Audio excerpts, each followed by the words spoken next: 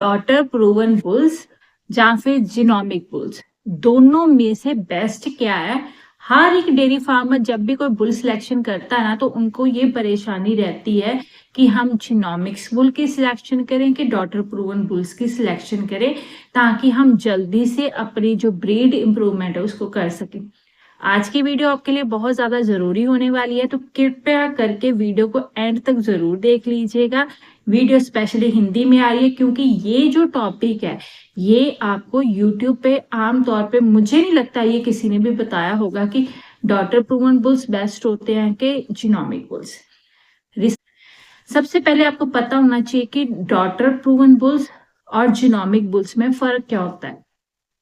जो daughter proven bulls है, उन बुल्स की जो मिल्क प्रोडक्शन या जो भी उनका डाटा है वो उनकी डॉटर से लिया गया होता है, ठीक है। उसके जितने भी डॉटर्स मिल्क पर इस टाइम है, उन सारी डॉटर्स का वर्ल्ड में से रिकॉर्ड को उठाया जाता है, उस रिकॉर्ड को इकट्ठा किया जाता है, फिर उसका जो डाटा है बुल का वो बनाया जाता है, ठीक है। मतलब आपके पास एक बुल है, उसका सीमन बनेगा, उसका सीमन फिर आगे डेयरी फार्म्स पे जाएगा, डेयरी फार्म्स पे जाके उस सीमन से आगे बच्चे आएंगे, ठीक है।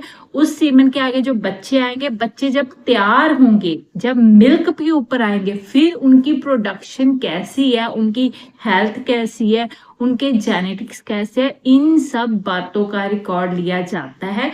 फिर उस बुल को डॉटर प्रूवन बुल कहा जाता है, उसका जो डाटा है फिर पब्लिश किया जाता है, ठीक है।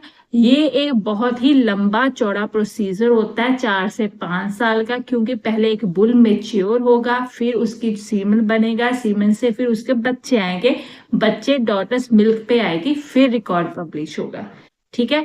इसीलिए आमतौर पे देखा जाता है जो डॉटर प्रूवन बुल्स के जो सीमन है वो बहुत ही ज्यादा महंगे आपको मिलते हैं, बहुत ज्यादा कॉस्टली होते हैं, क्योंकि वो बहुत ज्यादा उनका खर्चा लगा होता है इस पे। बहुत टाइम बाद डॉटर प्रूवन बुल्स जो है वो उनका सीमन जो है वो फील्ड में लगाने के लिए अवेलेबल होता है। ऐसे जो डॉटर प्रूवन बुल्स जो फेल हो जाते हैं, उन बुल्स का जो सीमन है उसको डिस्ट्रॉय कर दिया जाता है, वो आगे जो फील्ड है उसमें नहीं जाते, ठीक है। ये होते हैं डॉटर प्रूवन बुल्स।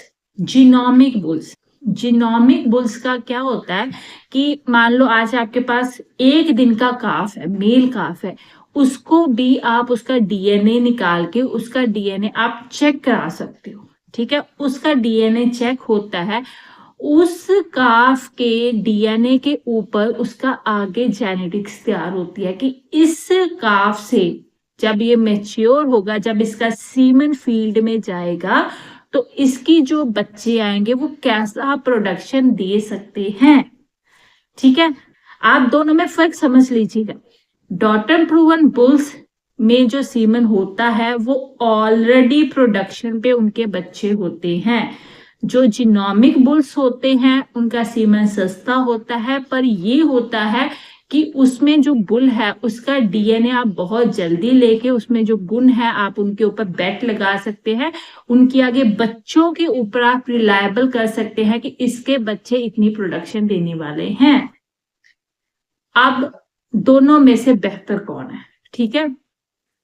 अब ये आगे रिसर्च ये कहती है कि जो डेयरी फार्मर्स अपनी ब्रीड को बहुत जल्दी इंप्रूव करना चाहते हैं, ठीक है, जो क्रॉस ब्रीड है उसको प्योर ब्रीड में कन्वर्ट करना चाहते हैं, उनके लिए जो बेस्ट सीमन होता है वो जीनोमिक बुल्स का सीमन होता है, ठीक है। एक तो सस्ता आपको मिल जाएगा, एक उसकी रिलायबिलिटी अच्छी होती है क्योंकि वो यंग बुल्स के ऊपर बना होता है, ठीक है। फ्रेश बुल्स का सीमन आपको अवेलेबल होता है, उनकी जेनेटिक्स टेस्ट की गई होती है कि इसमें रिलायबिलिटी कितनी है, ये कितना दूध प्रोडक्शन दे सकते हैं इसके बच्चे, इसका फैट परसेंट, इसका सारा कुछ जो उसके डीएनए में होता है वो सारी इंफॉर्मेशन आपको फर्स्ट हैंड प्रोवाइड कर दी जाती है। तो जो भी फार्मर्स अपनी ब्रीड को बहुत जल्दी इंप्रूव करना चाहते हैं वो जीनोमिक बुल्स का इस्तेमाल कर सकते हैं।